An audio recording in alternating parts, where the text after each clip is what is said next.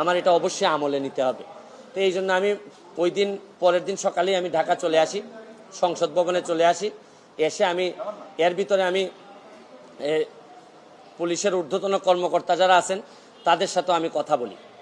তো এরপরে আমি জিডিটা আমি গতকালকে করছি।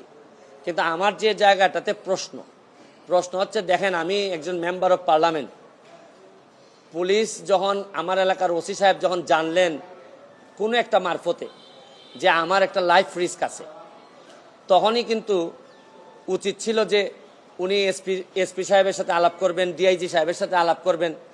এটা কি আসলেই থ্রেট নাকি না কেউ বোগাস নাকি না কিছু, এটা তো আমার কাছে আসার আগেই এদের তদন্ত করে ফেলা উচিত ছিল।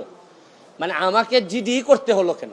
প্রশ্নটা হচ্ছে গিয়ে যে আমার থ্রেটটা তো আমি জানি না, জানছে প্রথমে ওসি সাহেবের পরে এটা